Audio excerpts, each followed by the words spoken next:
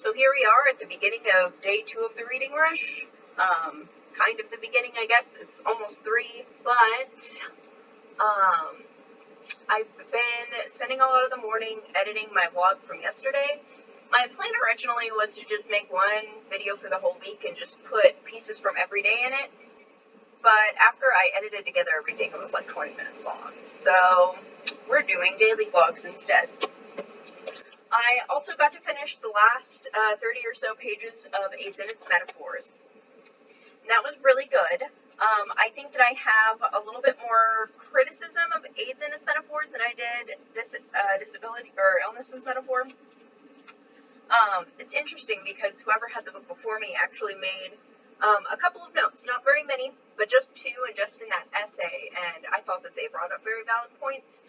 But, I mean, overall, the whole essay was applying kind of some of the stuff that she found in illness as metaphor to AIDS. This was written about a decade after the first essay. And she talks about a lot of different things. I don't think that I could, completely summarize it in, the best way. She talks about how AIDS is, similar to cancer, but also a little bit different. So it has aspects of how people with cancer were treated and people with syphilis, especially because it is a more highly stigmatized disease because it's associated with sexual behavior, specifically devious sexual behavior, or what's considered devious by, the kind of normative society. She talks about the complex way that it's treated, just because there's a piece of it that, it is more marginalized groups that are being impacted by AIDS. It's the gay community, it's people of color. If you look globally, there's kind of a focus on Africa, but especially as you get later into the 80s, there are some people who are talking about it as, anybody can get it, but there's still that, layer on top of it, so it's a little bit complicated. I'm not going to do it justice in explaining it. But I mentioned with the first essay that she kind of mentions epidemics. But with this one, obviously she spends the whole time talking about one. And she definitely talks about how it is kind of different from certain other epidemics or similar. And it was really fascinating to just be able to read and compare and contrast it with the current epidemic going on right now. Especially a couple of the things that stood out to me were people trying to name diseases after other countries or claim that a disease belongs to a different country. So it's an invader. That's not us. It's coming in. And that kind of goes with the military metaphor that she talks about a whole lot in both essays. And that illnesses and cures, everything around medicine with disease is focused in on this military combating of whatever negative thing is happening. And she sees this as a negative thing that adds to the stigma. I thought that it was also sort of interesting. At one point, she talks about how there were certain people who are still really heavily buckling down on the them versus us discussion, dichotomy when talking about HIV and AIDS to be homophobic, basically. But within the passage that she talks about that, the theme of ignoring public health in favor of prejudice was just really interesting, and something that I think that we can still see happening today. I don't even know if I'm going to use all of this because I feel like I just rambled and it wasn't very coherent, but I finished AIDS and Its Metaphors, and it was really interesting. I do think that there are some things that maybe I would have liked to hear more about, or aspects that I wish would have been considered, but especially since it was about 100 pages long, I think it did a pretty good job, and I'm really glad that I got to read this essay collection. I think that it was super useful in general in thinking about disability, the insidious ways that things are stigmatized, and kind of the many different layers in which this happens, even by looking at how people talk outside of actually talking about the illness. But looking at how it's used as a metaphor and how that impacts the way that we think about those illnesses. And it will definitely be helpful as I move towards finishing more of my HIV and AIDS TBR. So now I'm going to have lunch and upload my video. I'm not sure if I'm gonna finish Hamlet or if I'm gonna start on J. Dodd's book. We'll see what ends up happening. Alright, so I have eaten, I watched a couple of YouTube videos, I got some more cold brew. So now I'm going to go ahead and finish the rest of Hamlet.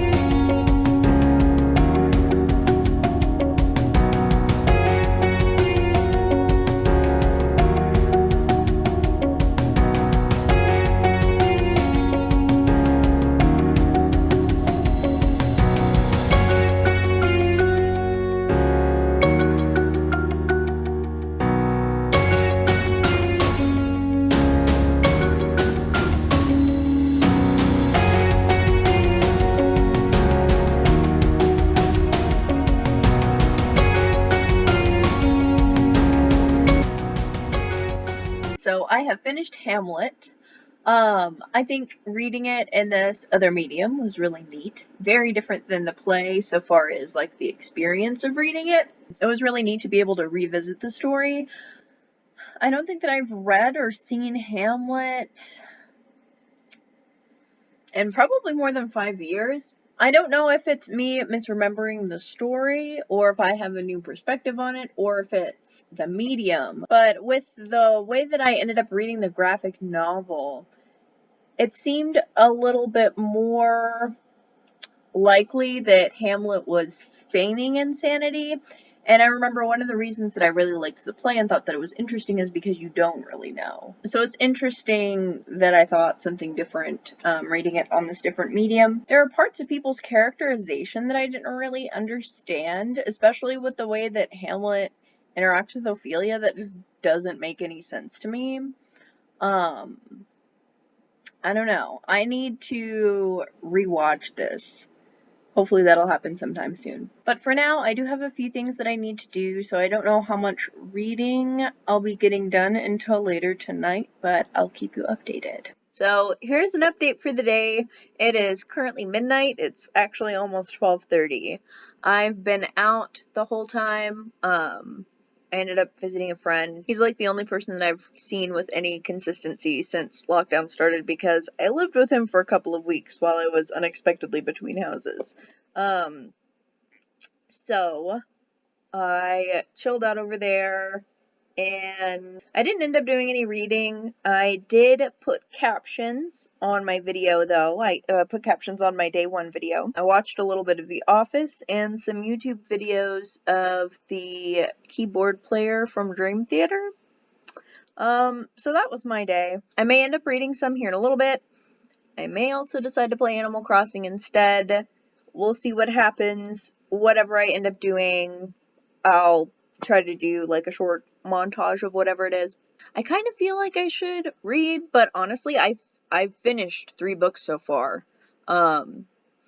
It's weird to think that I've finished 2 books today just because I read most of them yesterday, and I guess they're all so short. I really shouldn't stress about it though, because this is supposed to be fun. So that's what I've got right now.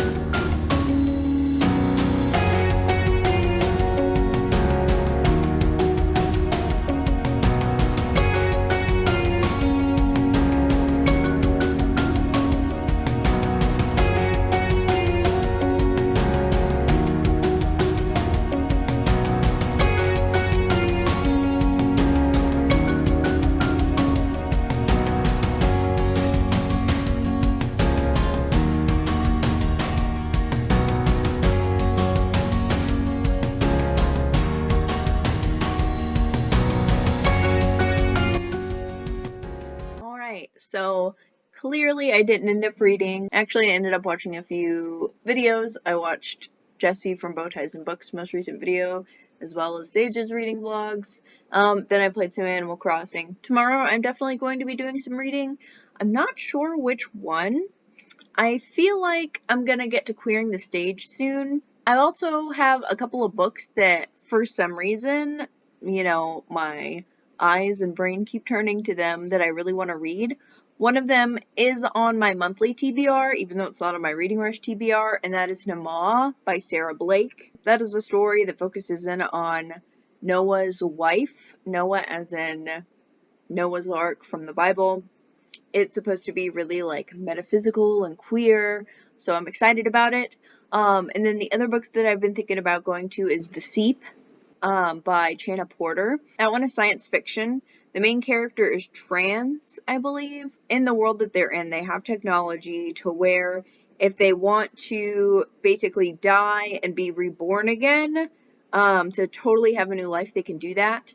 The main character's partner decides to do that. So I think it's them coming to terms with that. I've been thinking about it for a really long time. I actually bought that earlier this month. So if you see me deviating from my Reading Rush TBR, those two books are probably going to be where I end up going to. That is all that I have for today. It's 2 a.m. So I think it's time for bed, and I will see you all in the morning.